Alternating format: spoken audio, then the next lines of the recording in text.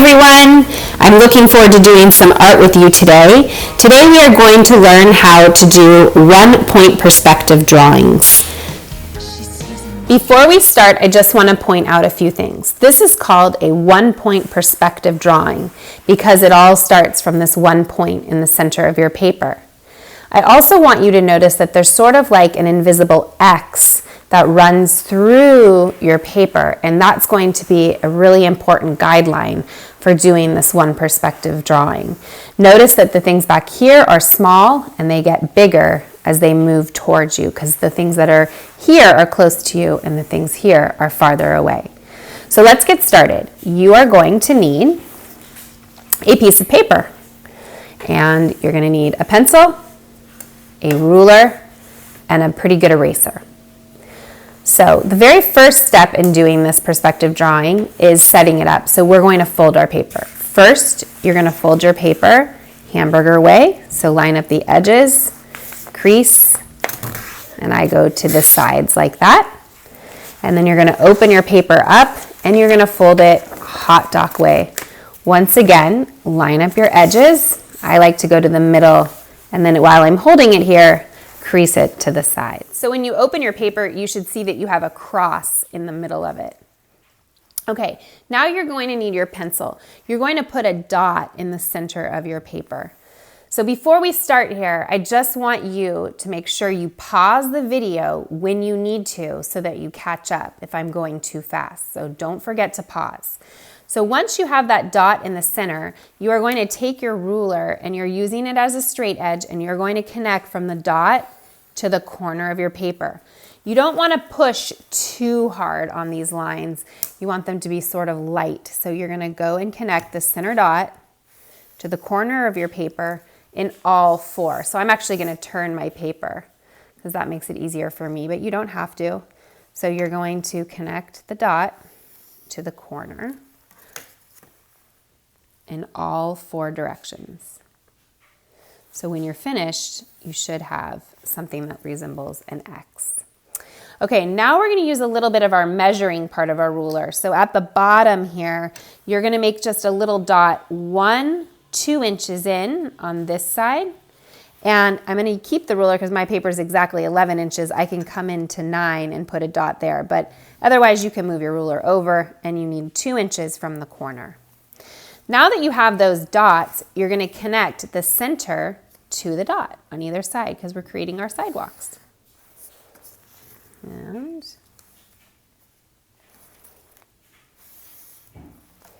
okay, so now this is our road. So we're going to start really small with just a little dash, and then your little center lines are going to slowly get longer and wider as they come closer to you.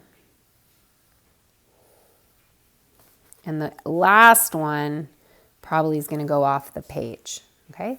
So they should look smaller here than down here. Now we're going to have the buildings on this side and the trees on this side. So you're going to need your ruler, but not to measure, just to use it as a straight edge. And the top of our building is going to have to touch the line. So I'm going to come over maybe to here. Maybe that's good, or a little bit further. And I'm going to draw a straight line down to my sidewalk, just like that. So now the top of my building is touching that X line.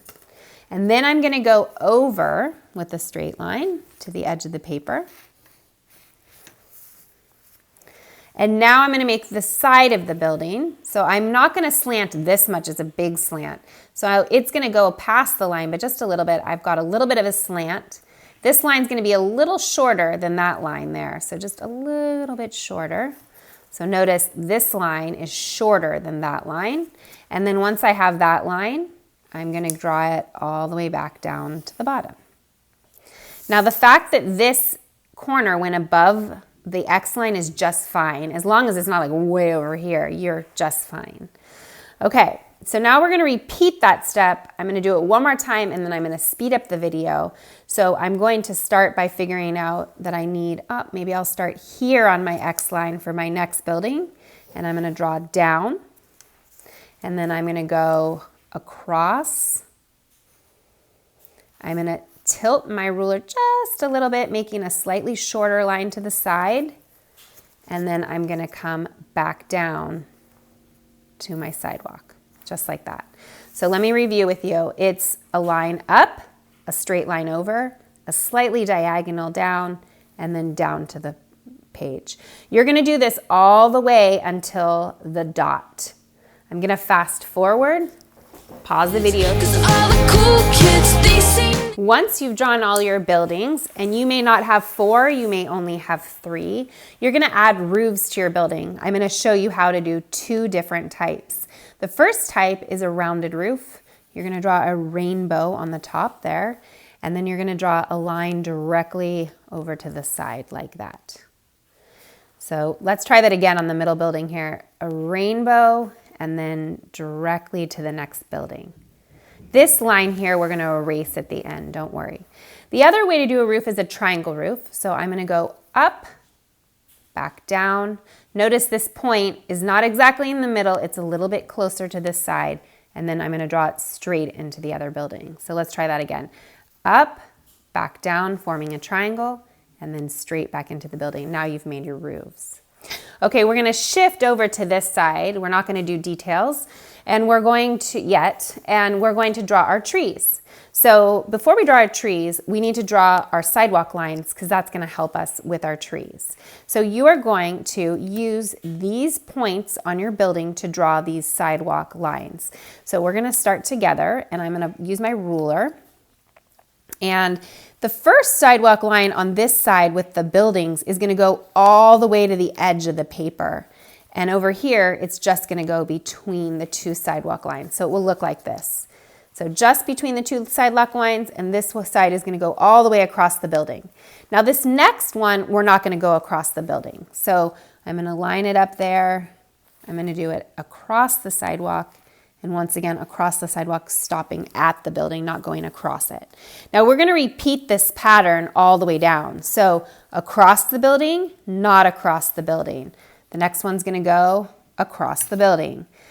These are forming some space in between our buildings, which can be grassy area or it could be a driveway, whatever you choose it to be. So if this one went across the building, this one is not going to go across the building. All right, I'm going to speed it up here. Pause it if you need to. And she says, now we're going to work on our trees on this side over here. So we're going to use these sidewalk spaces to help us with our trees. You're not going to need your ruler anymore. So in this sidewalk space, I'm going to add my first tree. So I'm going to come up here, maybe a little bit of a curve, and maybe add a little branch that comes down. That's my first stump. And then I might skip the next one and maybe do another trunk here. Now I'm not going to be able to come up as high. And I'm going to add a little V in the middle there. So those are 2 different types of trunks. Now your trees could be different than mine. They do not have to look like mine. This part of the X line, now we're going to use as a guideline for the tops of our tree. If our trees go over it a little bit, it's fine. We just don't want them coming way over it. So I'm just going to do sort of use U's or upside down U's or rainbows, however you want to look at it, to form my trees. You could do them differently. Okay, so there's my one tree. And then I'm going to start down here, and I'm going to go into that tree and come around like that. Now I'm going to skip this one. I'm going to make another tree here. Once again, my trunk is getting smaller every time. I like doing those little V's in the middle. And then I'm going to add some circles or rainbows. And I have another one I can fit. You might not have that. That's just fine. This tree is so super tiny. If you have it, great. If not, it's no big deal. So once you've drawn your trees, now we're going to move on to adding our sunshine. So I'm going to use these 2 buildings. You're going to have to eyeball it a little bit, and I'm going to draw just a rainbow arch over like that.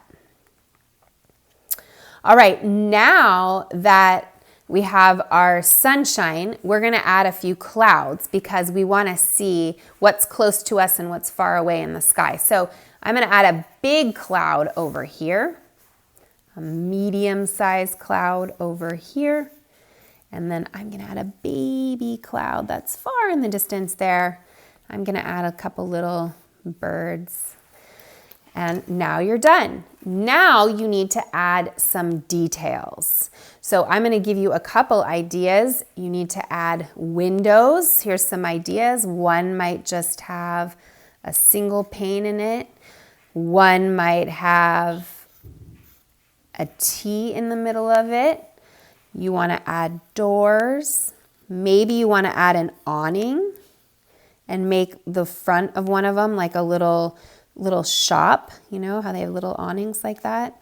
And I'm gonna have like a double door coming down here, like a grocery store, right? So you could add anything you want. You could put a flower box under them all and have little flowers, you know, growing in the flower box. So anything you can think of is possible. So you wanna add details to your buildings. You might want to put a car on your road. You might want to add a person walking the dog. You might want to add a little hole for your neighborhood animals. So anything you can imagine, you can add. The only thing I want to remind you is everything you add, you will be tracing over with black marker.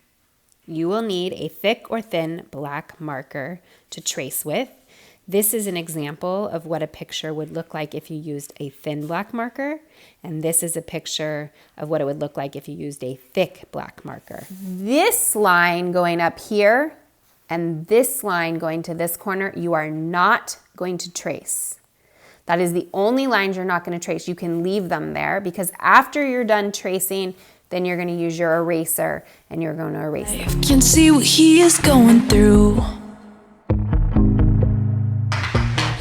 So once you've traced your drawing in black Sharpie, then you're going to take your eraser and you're going to gently erase everywhere because there's probably some pencil marks behind.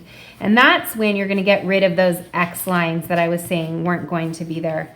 So everywhere I see, you know, a little bit of pencil, you want to take that eraser and just gently erase, especially those X lines. You don't need those anymore. Could be like the cool kids, 'cause all the cool kids, they seem to get it. I wish that I could be like the cool kids. Once you've done your erasing, now you're ready to color. So I'm gonna give you some options. You can use crayons, that would totally work. You could use colored pencils.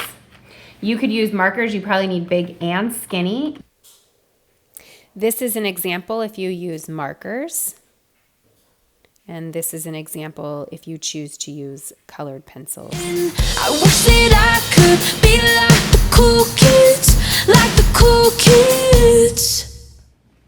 So Kelly, how was this art project for you? It was really good, but it was kind of challenging. It definitely was a challenging art project this week. I hope all of you took on the challenge and gave it your very best.